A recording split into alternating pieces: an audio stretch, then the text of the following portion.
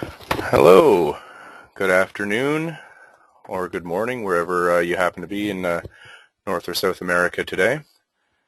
My name is Jason Hodgert, and I'm going to be introducing the webinar that we're about to give today. I'm just going to give a couple of moments to get some of the other people to get into the room here. We have a pretty full house today, which is exciting. We're glad everybody was able to take time out of their day to listen to our presentation, and we hope you enjoy it. So today's presentation, the webinar today, is agricultural monitoring workflow using Geomatica and free Landsat 8 imagery. And what we're going to be showing you today in some software demonstrations is how you can use freely available Landsat 8 imagery to use that as an initial no-cost pass to monitor agricultural crop health. This is going to let you identify potential vegetation stress to commercial farmlands or any farmlands, any kind of vegetation you might be monitoring. And if indications of stress are identified using the Landsat 8 imagery, analysts can then collect higher resolution imagery such as rapid eye, which is what we're going to use further on in the demonstration, for a more detailed investigation into the agricultural fields. And this helps ensure that you're purchasing the data that you need. Using a low-cost solution or a no-cost solution like Landsat to identify larger areas that might need more attention is great as a first step so you can really pinpoint what you're going to what areas you need to focus on with your high-resolution imagery. So before we get completely started, I want to just sort of go over the housekeeping and the rules and the interface of the GoToWebinar system that we're using. All your lines are muted during the course of the presentation, so you can talk amongst yourselves and make noise and type away, and you won't be interrupting the presentation at all. During the course of the presentation, if you have any questions, there is a questions box on your panel, and feel free to enter your question at any time. You don't need to wait till the end. We will be having a dedicated question and answer session at the end, but if you ask your question when it pops into your head, one benefit is that you're not going to forget the question by the time we get to the end, and plus you can get it loaded up in the queue so we don't run out of time before we have an opportunity to answer your question. Lastly, if you're having trouble hearing the audio, you can probably read that slide but not quite understand what I'm saying. You can let us know by typing a question into that box or question into the box or raising your hand. So one of the things we like to do here when we do our webinars is poll the audience. We like to get to know a little bit about who's viewing our webinars, and this allows us to get a gauge on whether the information we're presenting in these webinars is useful, if we're targeting the right audience, and more importantly, it allows us to direct our efforts and our software development towards the customers that are interested in the solutions we're providing. So the first poll I have for you today, I'm going to have 3 quick polls throughout the presentation, is we'd like to know a little bit about yourself. If you could let us know a little bit about your background and your interest in this webinar, that would be great. We have a few options there. Perhaps you are a student and you're studying this topic at school. You could be some sort of an agronomist or a GIS specialist that's providing services to the farming industry. You could be a scientist that's researching remote sensing uses for agriculture. You could be with the local government and you're using remote sensing to do policy analyst. And or you could, obviously there's lots of other jobs other than what I've just listed. And if you do select the other, feel free to enter into the question box what area of work you're in, because it does help us target our webinars and target our work much better. Seems like most people have had a chance to answer the poll, so I'll shut that down and I'll just share some of the results. The majority of people here are scientists researching agriculture and remote sensing, which is great. This is definitely an audience that we are familiar with, and you are familiar with us as well, and a pretty even split amongst the rest of the choices there. On to our presenter. Today, presenting, we have Mr. Shaun Malamud. He's an application specialist here at PCI Geomatics, and he's responsible for providing, among other things, pre-sales engineering and technical marketing support. Shaun's been with us for a few years, and he's worked all over the company. He's worked in development and quality assurance, and really is a jack of all trades and knows our software products inside and out, as you are about to see during the demonstration. One more poll before I get out of your way and let Shaun deliver the demonstration. And this is specifically about what kind of data sources are you using in your agricultural analysis. You could actually be sending people out into the field to collect field data and sampling the crops and the plants that way. Of course, aerial and satellite imagery that we use quite often in remote sensing. You could use a combination of both, or a completely other form of data collection as well. And in this poll, feel free to click all that apply.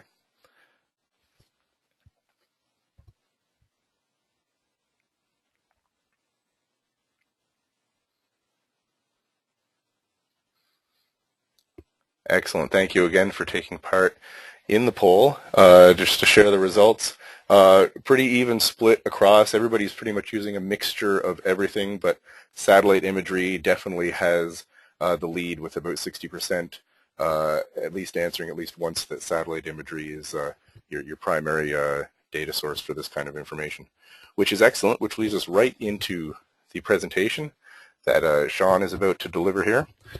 So I'm just going to hand it off to Shaun right now, and he'll be able to continue from here.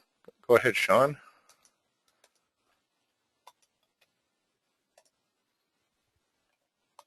Just take 2 seconds while I show my screen here. Okay, so as Jason already mentioned, we are going to be spending the next half an hour or so, 45 minutes, to basically discuss how Landsat, or freely available Landsat imagery, can be used in conjunction with other higher resolution commercial remote sensing data in order to perform various agriculture applications.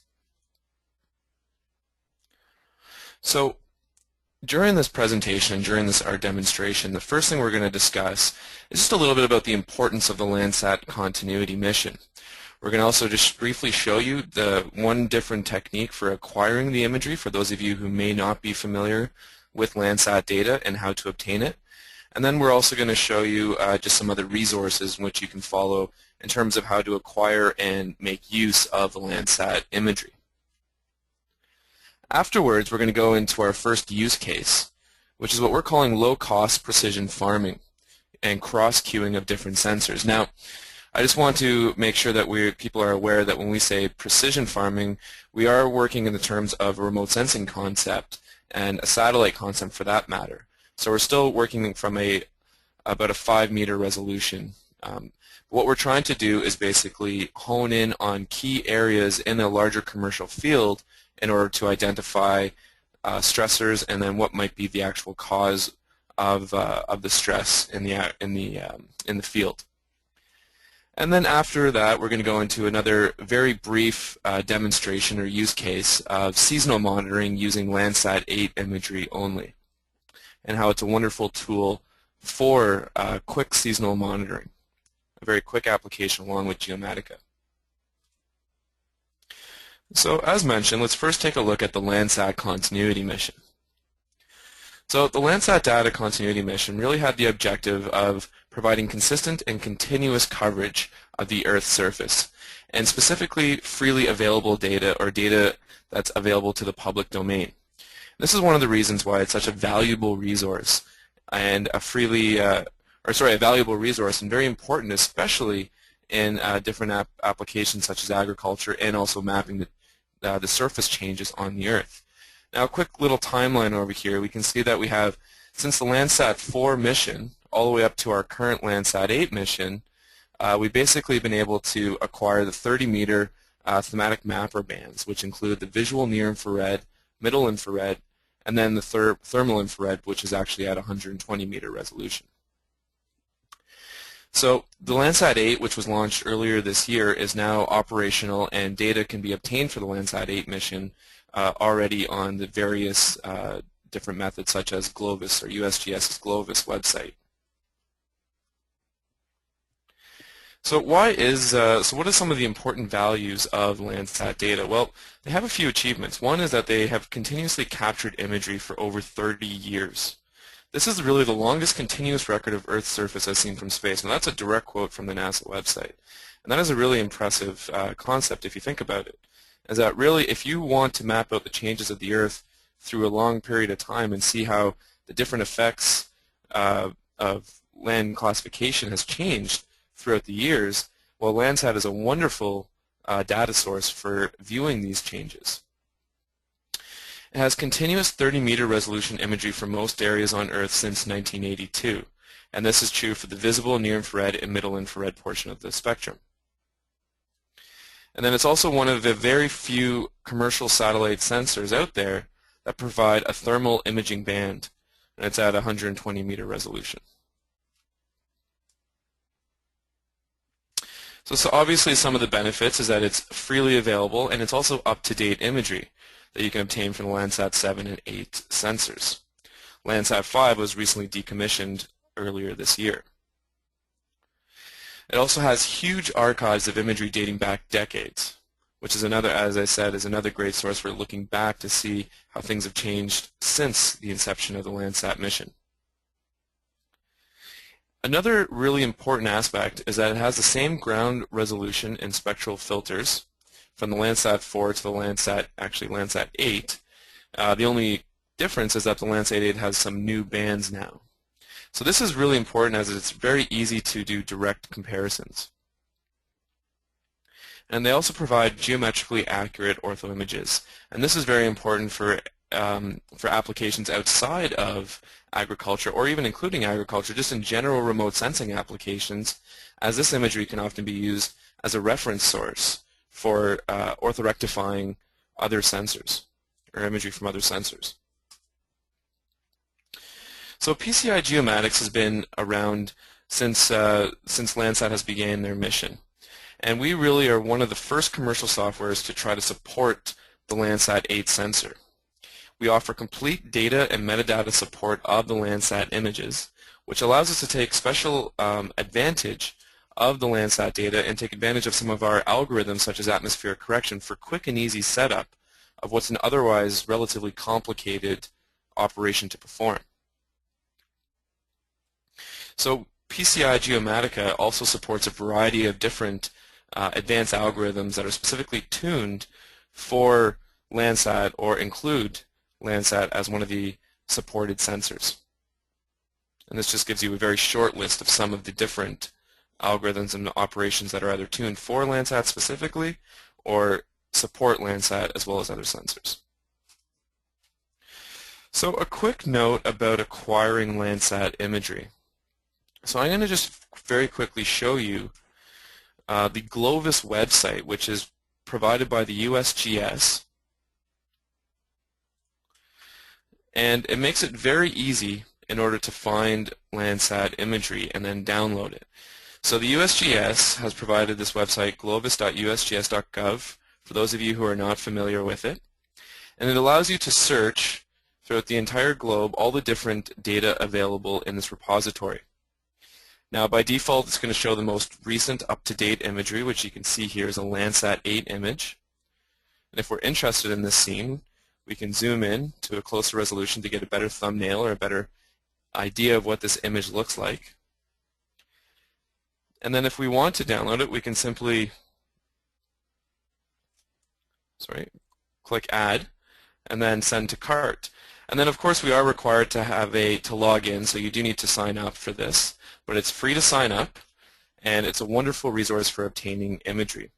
And of course it also includes a variety of USGS other USGS data that's available, such as Aster EO1, the Landsat archives, which include Landsat all the way back to Landsat 1, and of course the Landsat 8 images that are being acquired now, as well as a variety of other very important spaceborne imaging sensors. Another quick and wonderful resource, which I just want to show you, is if you go to the PCI Geomatics website and go to Resources, PCI TV,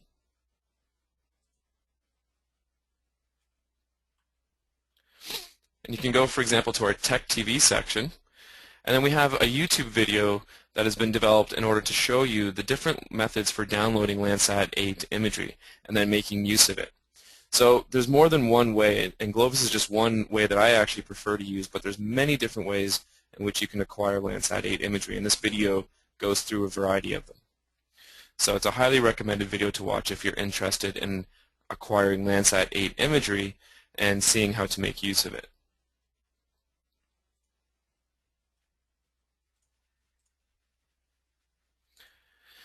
So that's really my sort of overview of the Landsat continuity mission and why it's important, and then how to obtain the data.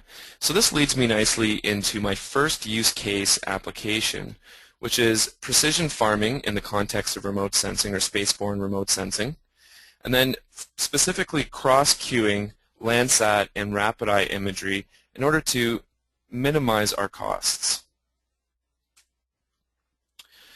So our objective in this analysis would be to lower costs and increase efficiencies for the management of agricultural fields, specifically larger agricultural fields.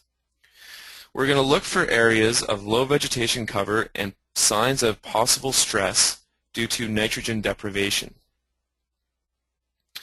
So for those of you who are not agronomists or not very familiar with the agricultural field, particularly students potentially, crops and the growth and yield of crops are highly dependent on nitrogen.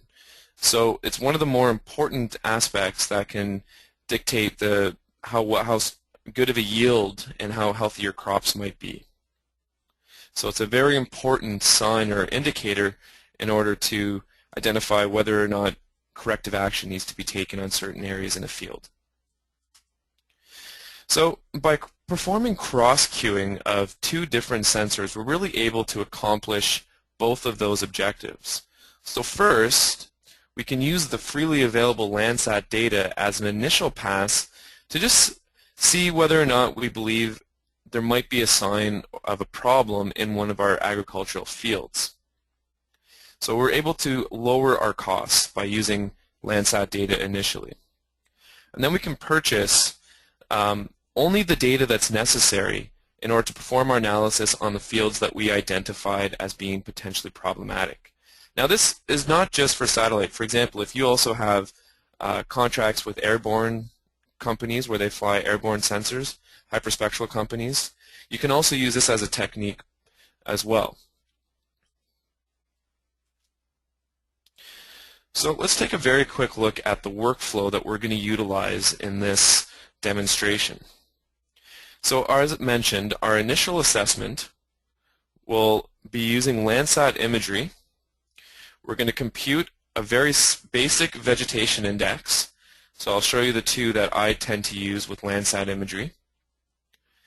And then we're going to highlight possible problems in our fields that we're responsible for. So in this scenario, we're going to be a company, an agronomist, for example, where we're actively monitoring a variety of different commercial agricultural fields.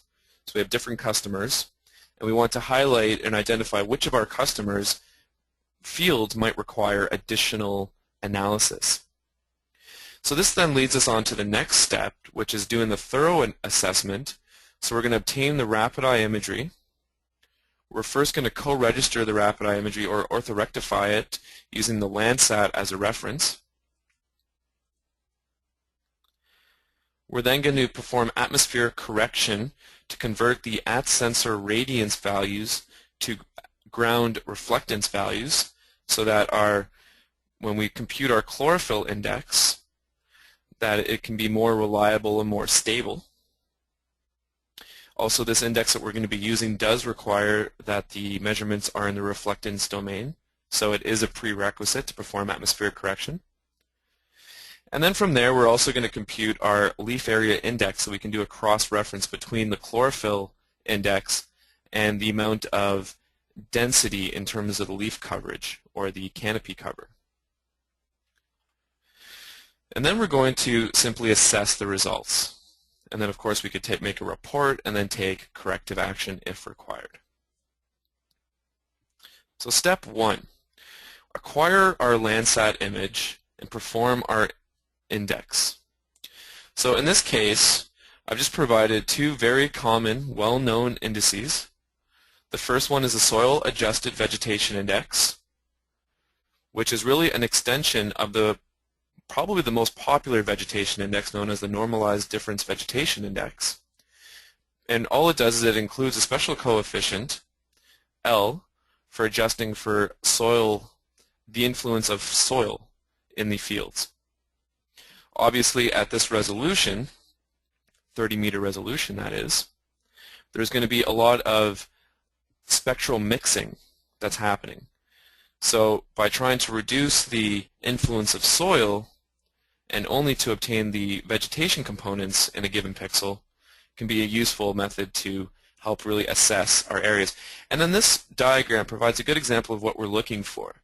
So we're actually going to zoom into a given crop that we're assigned to or contracted to assess and monitor, and we're going to apply an enhancement in the NDVI result, and we're going to look for specific patterns of where there might be a lower NDVI. So this is obviously not a guarantee that there's a problem here, but it's a sign that there might be a problem. Now, if it was just random noise or speckle, then likely it's just when we zoom in to apply our enhancement, it's likely just that there's very small variations and therefore not really worth looking into. So let's just take a look at this concept.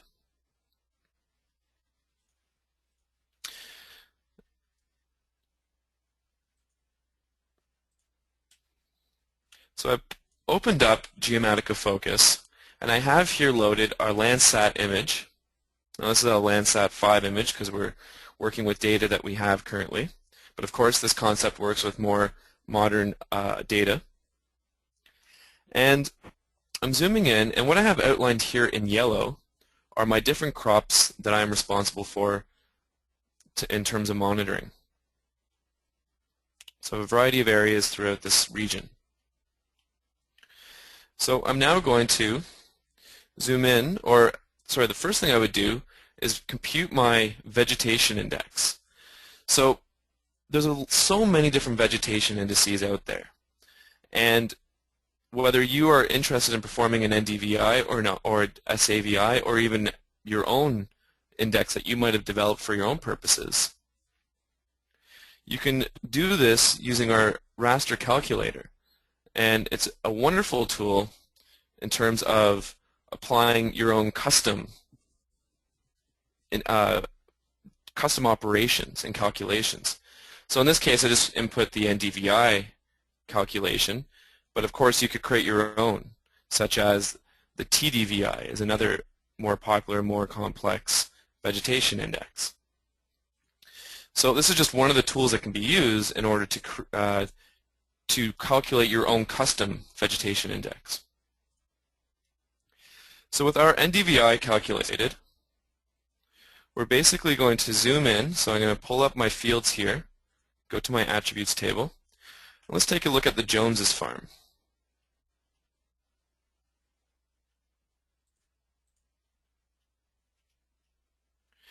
Well, this is actually the one that we were looking at originally. So we can see in this outline here that there's a pattern based on this enhancement.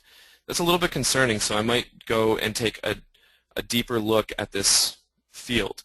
Now obviously it just might be that this area is really, really high NDVI and then this is just not quite as high. That's a possibility, but it's just a potential area of concern, so it's worth further investigation.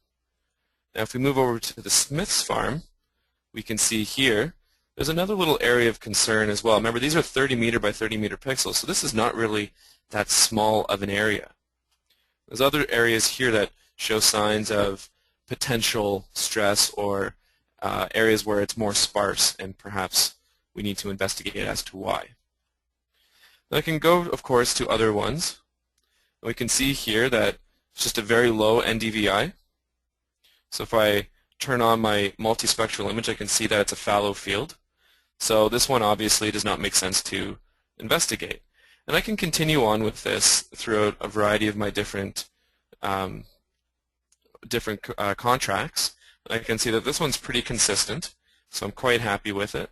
so don't necessarily need to go on. And I can continue on and on. So ultimately, I've then now moved on to the stage of identifying the problem areas. So if I look at my fields here, I basically categorize them as 3 different possible field types. Fallow, they pass, so I'm not very concerned about them, or a warning in red. So as we can see, there's a large geographic difference between these two. So what I'm going to do at this point is I'm going to load our RapidEye image that we obtained. So this means that because these areas are outside of our current image, I was able to purchase the amount of data that I needed to perform my analysis. Because I don't need to perform analysis on these fields, I don't need data for this area. So I can help to keep my costs down. Okay, so moving on.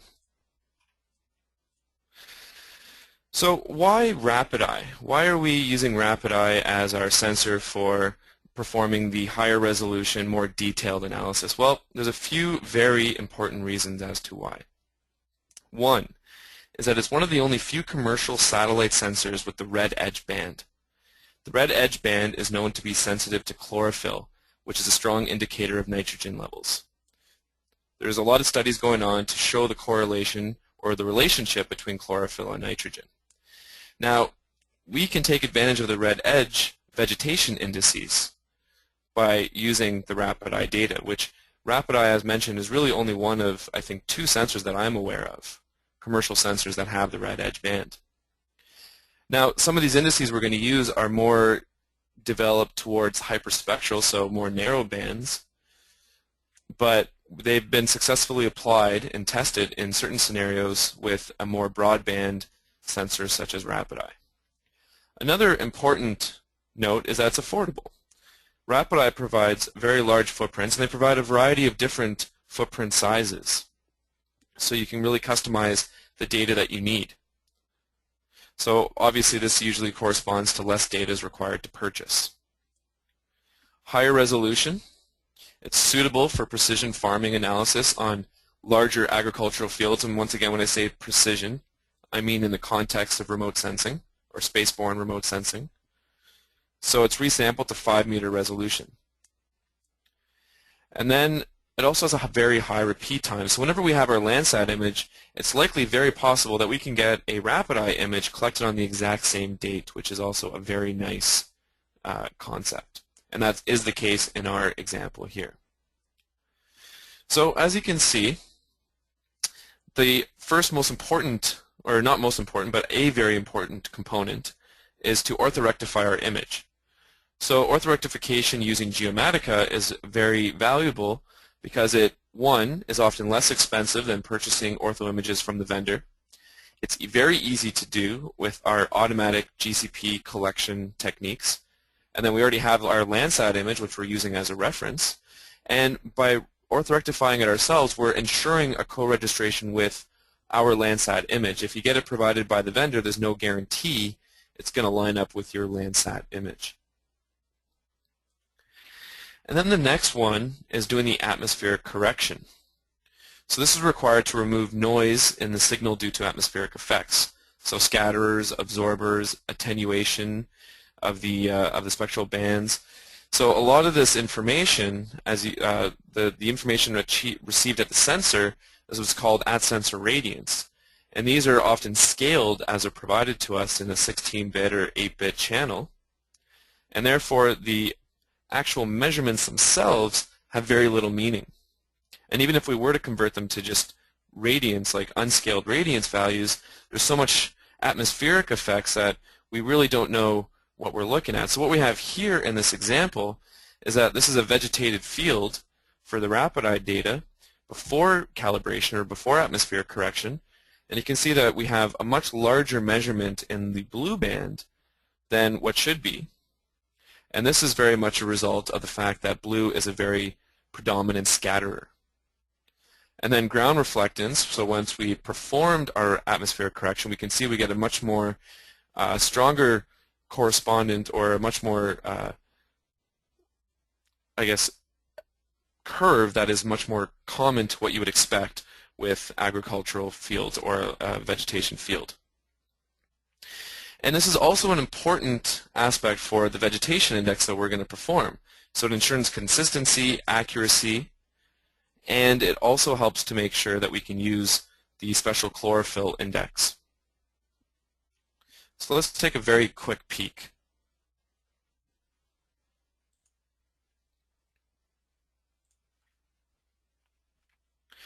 So here we have our Landsat scene that we got for free.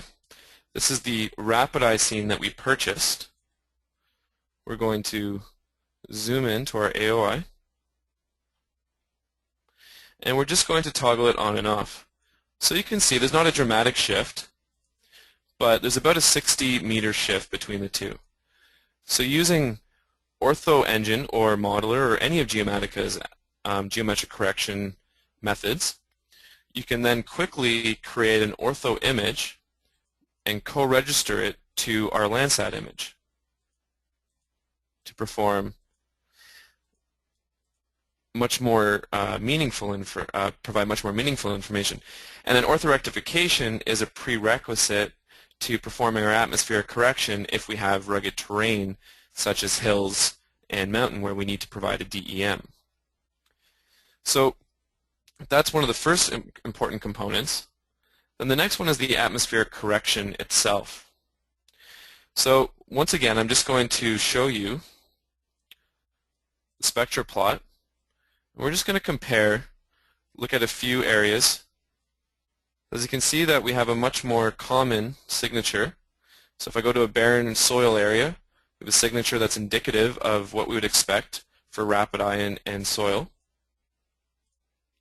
Vegetation, we have a much more, I'll just adjust the plot, relationship is much more closer to what we would expect here. Now this little curve here is due to the red edge. And if we compare this with our at-sensor radiance value, you can see that we're really getting a lot of junk. I mean, these signatures are completely useless and really cannot make much value of these signatures. So this is the importance of performing an atmospheric correction, is now our information actually has meaning. And I just, on that note, want to spend a quick moment to discuss the value of PCI's atmospheric correction package. So this is a really wonderful wizard that we put a lot of development effort into. And one of the reasons that it's so wonderful is it significantly simplifies the process of performing an atmospheric correction of your imagery. Now, for those of you who are already familiar with the AtCore or atmospheric correction workflow, either in our past packages or in other software, you are probably aware that it is one of the most time-consuming and difficult pre-processing tasks that you might be required to perform. There's often a lot of parameters that must be supplied. It can be relatively confusing, so it does definitely require a more advanced user. And it can be also very time-consuming to make the calculations. So what we've done is we've made atmospheric correction, we brought it back so that you no longer need to be an advanced user. You no longer need to be an academic in order to perform an atmospheric correction. We have a wizard that guides you step by step. So really now this becomes a more commercially viable operation, such as orthorectification. Orthorectification back in the early 90s and 80s was a very difficult task. So often people would settle with less accurate methods. But now with the tools and the development of the technology, it's become a very useful and meaningful and easy to do task. Well, atmospheric correction, that's the path that we're trying to take it on. It's a very useful task, very useful operation, and we're now providing the tools to make it a simple operation. So the first thing we do is we can load, for example, our ortho image, our rapid eye image in here, and then when we ingest the data, we automatically read all of the different metadata associated with it. And then we perform the necessary conversions or calculations to obtain our values. So it automatically identifies that it's a rapid eye sensor, provides the acquisition date, calculates the solar zenith and azimuth angles, calculates the calibration coefficients for rapid eye. This isn't so difficult, but for other sensors this is a very time-consuming task, and we support many other sensors for this as well. Automatically associates the channel to the correct band. You simply just point to an output directory and all of your products are provided. We have some advanced cloud masking, new cloud masking capability with a seeding concept, water masking, and improved haze removal algorithm. And as you can see, the wizard is guiding me through, and I'm really not doing too much. I can then point to a DEM if I want, and then we do all the necessary resampling, clipping, reprojection in the most accurate fashion depending on the ratio of the resolution of the DEM to your imagery. So you're no longer required to do any of these tasks, which is really wonderful. And if you are working in a flat area, we provide the average height for that area automatically, so you're pretty much ready to move on. We automatically estimate, so we can't get this perfect every time, but we estimate the condition of your area based on the date of acquisition and the latitude of the scene. The aerosol type are still required, but then the viewing geometry, same thing. We automatically populate and calculate the correct sensor tilt and the satellite azimuth angles. And then the rest is once again fairly basic aspects or parameters of atmospheric correction. So these are just one, and then we're furthering to advance this even more. So the idea is that if you're not currently performing atmospheric correction because of the difficulty of the task, well, you should look into this package. It's a really wonderful tool that can allow you to get more value out of your data, such as what I'm going to show you here. So that's my little spiel on our atmospheric correction package. So I'll get back now to our actual workflow.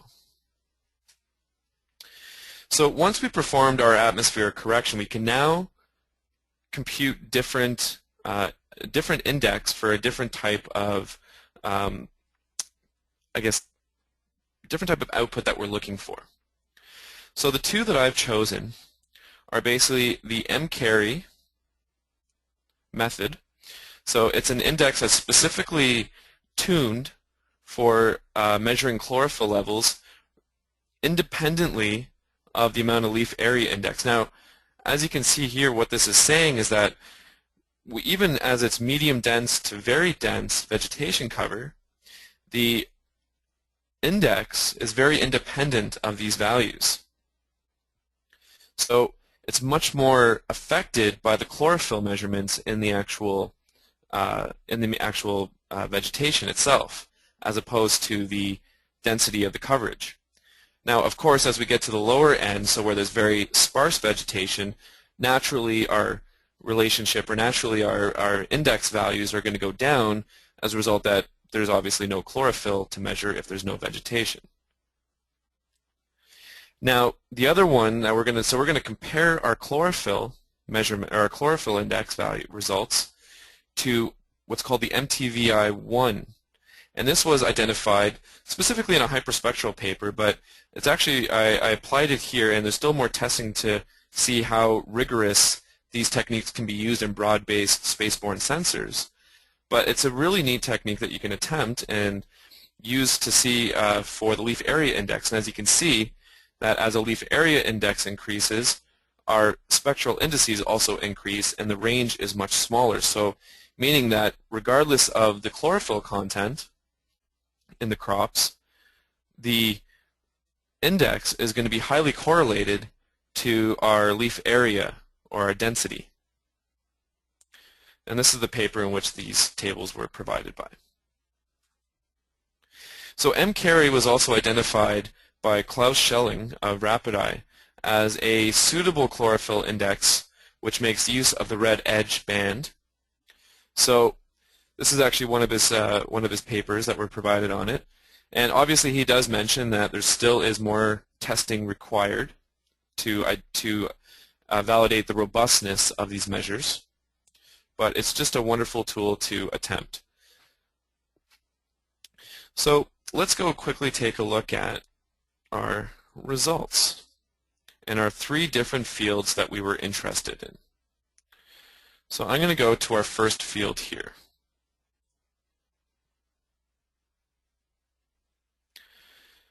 So what we're looking at is basically, so I'll toggle this on and off so you can see the field.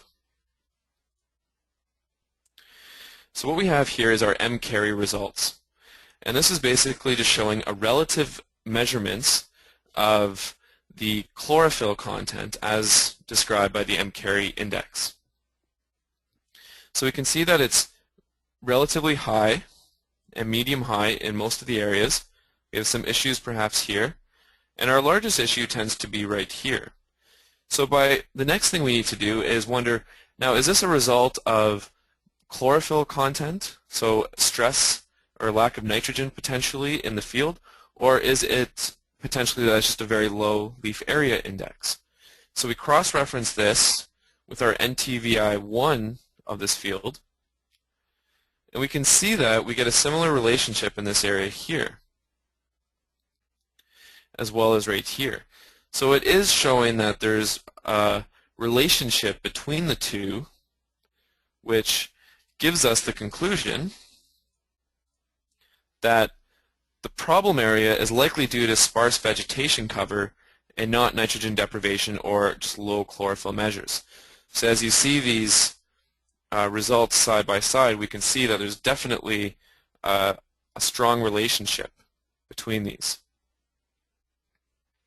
So I would be less inclined to take samples for lab analysis to look at the nitrogen content, and more I would probably go down there and look at the potential leaf coverage of the area. So let's move on to our second field.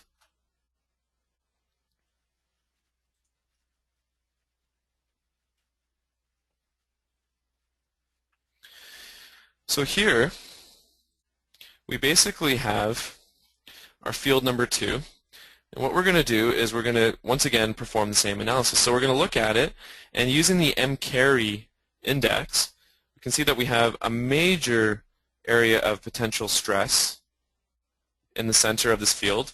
This is a fairly large area, and we also have some areas of concern perhaps around here. Now if we cross-reference this with our MTVI index to look at the leaf area for this field, well, we can see once again that there's a similar relationship. If we take away and we actually look at, we can see that there's definitely some barren areas going on over here. And one other good way to take a look at that is to load the near-infrared band, apply the necessary enhancements. And you can see that we have a much lower as compared to our other areas.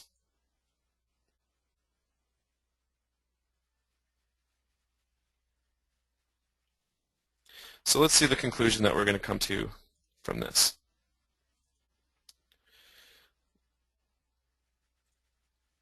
So as you can see here, that when we put these two measures side by side, that we can see that there is a strong correlation once again between these two. So it's likely due to sparse vegetation as opposed to nitrogen deprivation.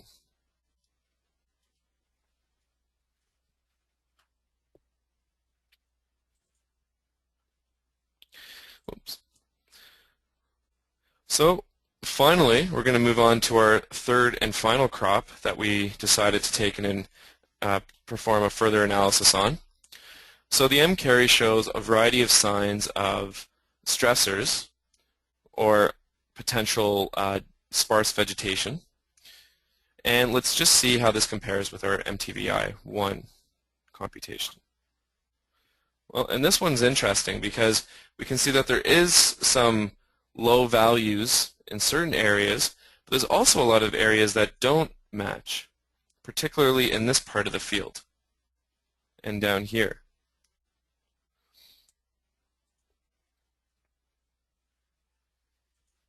So if we look at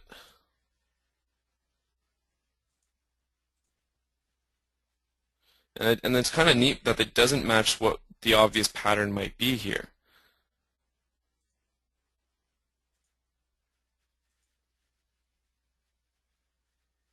So let's take a look at these results once again side by side. So as you can see here, there is a clear pattern mismatch between these two. And so this might be an area that I might be more interested in sending, some of these areas over here, I might be more interested in sending lab reports or performing a field analysis on these regions to identify what is happening and why is there potential stressors in this area. So that concludes really the first component or the first use case of this webinar. So the second one is really a very simple and short one, which we're just going to show you a very simple method to perform seasonal monitoring with Landsat 8 and Geomatica. So we're going to perform NDVI change detection and demonstrate how it's a very fast and effective way to monitor phenology of your plants. So as we can see here in this example, in this screenshot, as we're measuring relative changes, we can see that the vegetation changed from June 4th to June 19th. So we can see where we had a high growth in areas which are notified as or denoted in the red color and orange.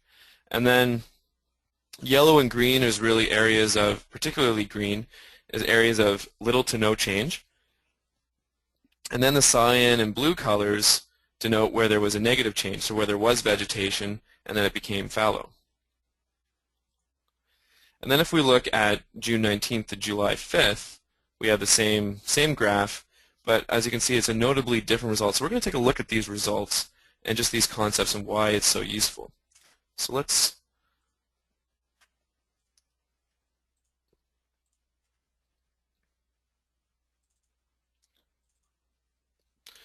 open up our project here.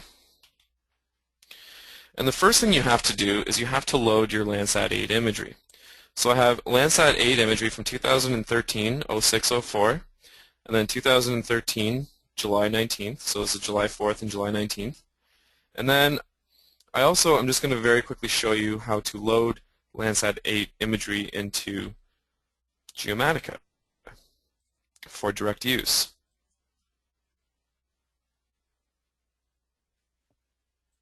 So I'm just going to drag the mtl.txt file and then place it here, and then automatically I can select which of the bands or band combinations I want to load. So I'm going to choose the multispectral. And this image is from July 5th. So what's interesting, so let's take a look at the NDVIs. And once again, the NDVI can be simply calculated using the Raster Calculator. It's a very simple calculation. And then I'll show you how to basically use the NDVIs in a change detection with one of our change detection algorithms, which is very fast and very easy to get a quick idea as to the phenology of the different plants that you might, or the different fields you might be interested in. So I'm going to first take a look at the June 4th NDVI. So we can see that, there is a lot of areas that are neutral, so not very high. Remember, this is not the change detection, it's just a pseudo color. So the blue is identifying very barren areas. Green is identifying areas that have some moderate or average NDVI values. And then the orange, yellow, orange, and red are identifying areas where there's a higher NDVI value. So if I look at this, and I compare it with the next one, we can see that there's a dramatic change. So only 15 days later, we get a significantly higher NDVI values for a lot of the same areas. And this is really a result of the fact that we had many fallow fields earlier, and this is now the beginning of the emerging areas during the growing season. So emerging crops. And then finally, if we look at the NDVI for another about 15 or 16 days later, we can see that it even gets more thicker. So this is still as it's starting to grow and transition from the emerging period into the peaking. So we're just getting continuous growth. So we can monitor that very quickly visually at looking at the NDVI values, but we can also perform a change detection and get a more meaningful result.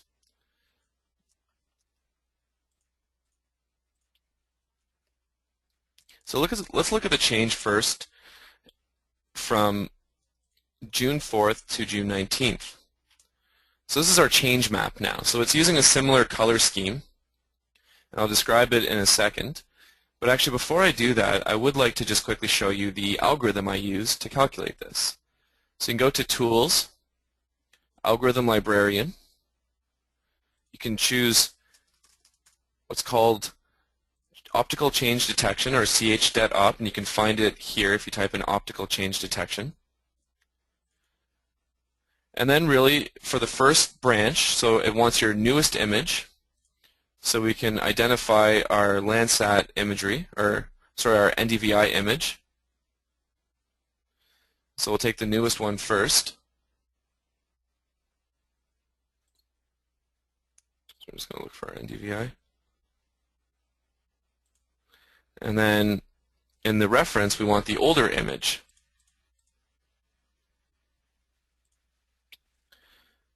So we can go to inputs here, and we can choose, for example, in this case what we did is just a simple channel difference, and then we have positive, and then what this is going to do is it's going to give us a map where it's going to actually color code the changes based on where there was a decrease in vegetation as opposed to an increase.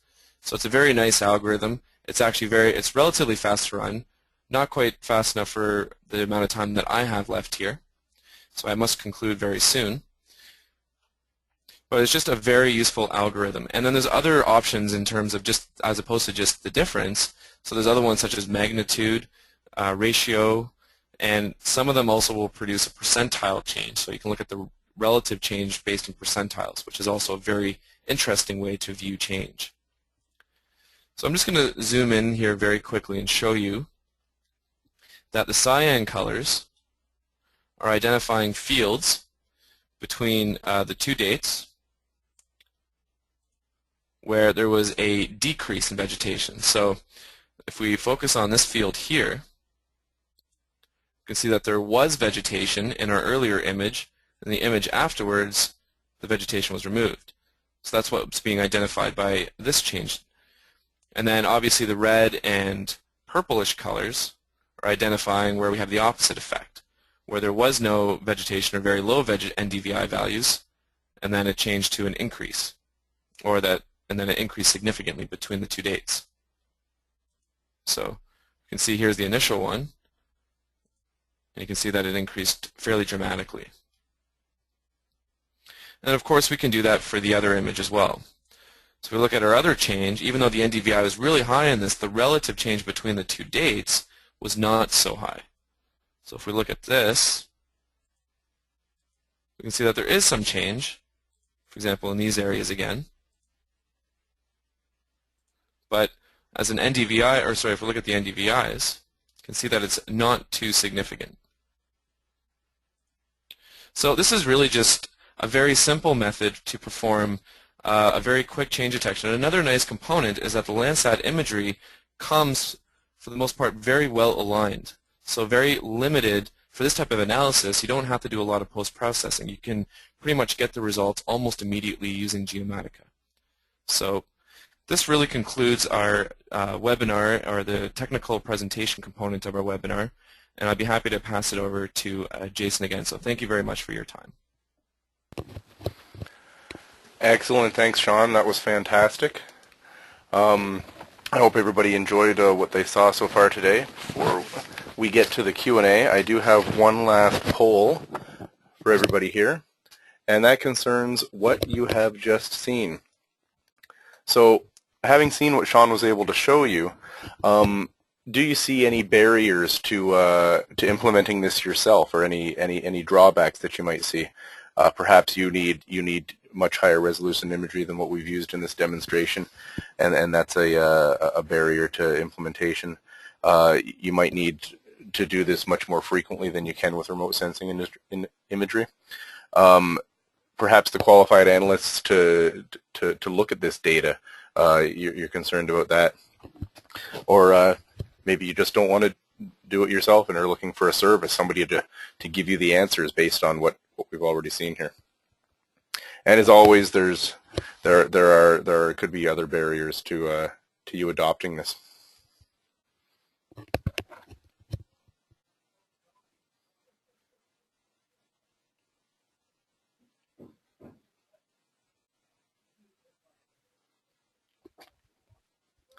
Perfect. Thank you, everybody, for taking part in the polls. Pretty even split across the board on this one as well. I want to thank everybody for taking part in all the polls. It really does help us deliver better webinars and deliver better products. We are getting pretty tight up to the hour, so I'm going to run through the last of this quickly so we can get to some of the questions. Now that we're done, I urge you to try what you've just seen now, if you're so inclined.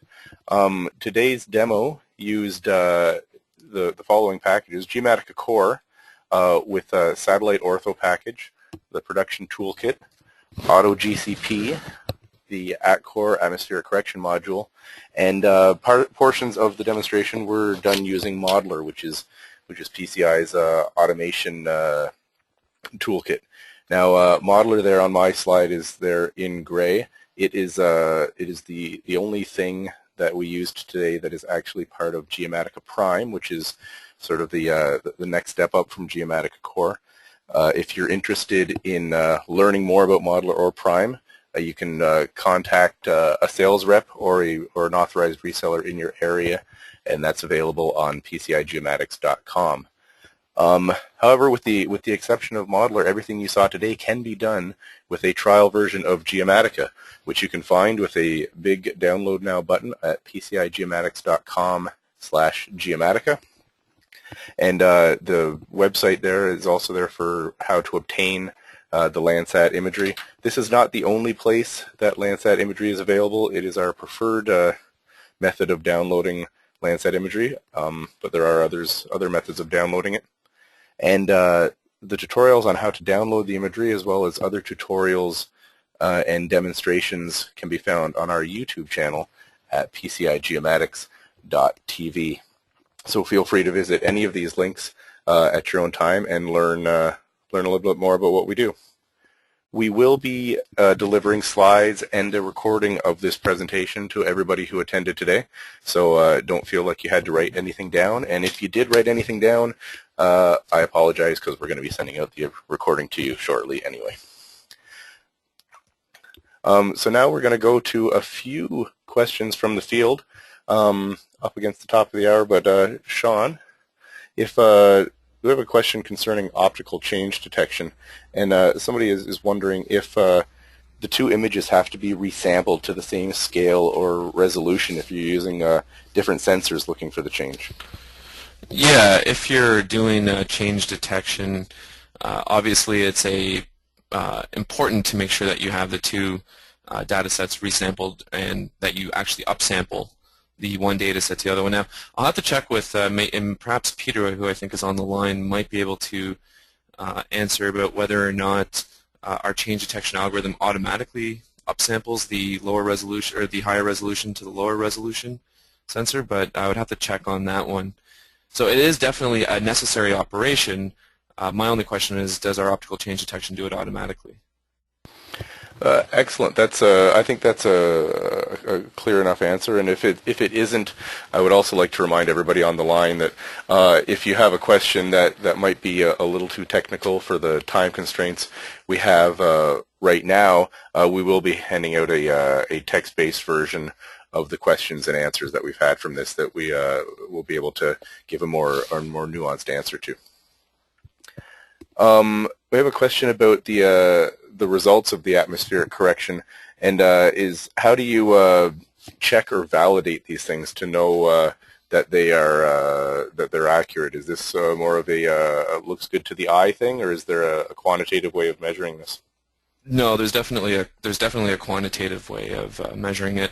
Now, actually, Dr. Richter, the developer from DLR who created the AtCore workflow and algorithm, basically had performed a lot of measurements and studies to look at the spectral response and also go into the field of, in terms of looking at the reflectance values of different crops and different sediments on the ground in order to identify what their signature should look like in a atmospherically corrected data specifically for that sensor. So the quick answer is what you do is you would compare the signature that you're getting for a field that you know the species type, or for example, the ground cover type, so a specific type of soil. And then you would cross-reference that with the library of signatures that we actually have in our atmospheric correction package. And if the measurements are highly correlated, or not correlated, but very close to what you would expect for that as compared to the library, and you do this with a few different checks in your image, then you can come to the conclusion that for the most part it's fairly accurate, that you have a higher level of accuracy. So yes, there is it's important to check your results, your atmospherically corrected results or image, and definitely by doing it by eye is not recommended.